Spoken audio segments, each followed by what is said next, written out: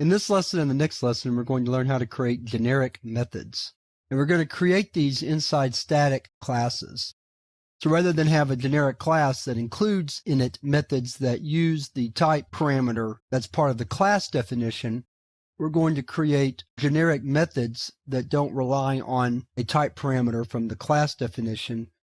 Instead, the type parameter is provided just in the definition of the method itself. If that doesn't make sense, you'll understand what I'm talking about in just a minute. So in this first lesson, we're going to create a method with a single type parameter. And in the next lesson, we'll create a method with two type parameters. So take a look at the program in front of you.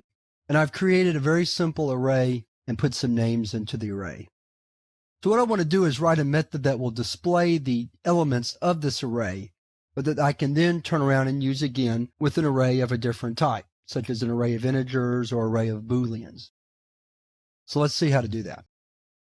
So we come up outside of public static void main, and we begin our definition of the method. And because we're not working inside a class, we have to define this method as static. Then we provide the type parameter, followed by the return type of the method, which is going to be void, followed by the name of the method, which is display, followed by the type parameter to indicate that it's an array of generic type, and a name for the array. At this point, the rest of the code is a simple for loop that loops through the elements of the array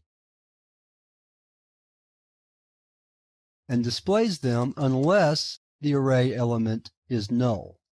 So we're going to check to make sure that each array element is not null, and if it's not null, then we're going to write it out to the system prompt along with the blank space.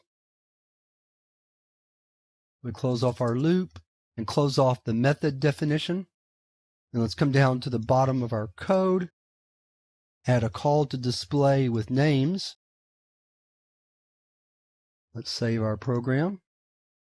Back to our system prompt, clear the screen, compile, and then run. And there are our names.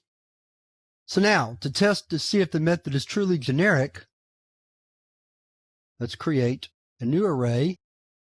And this time we'll create an array of 10 integers, the integers 1 through 10.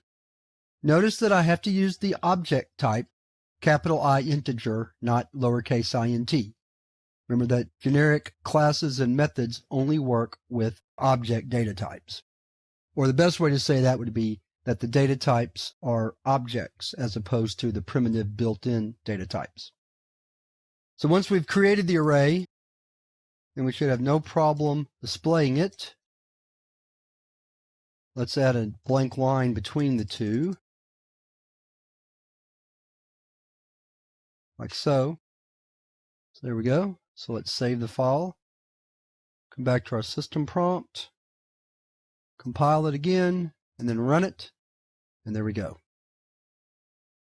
So to create a generic method, we simply have to provide a type parameter before the return type of the method definition and after the access modifier.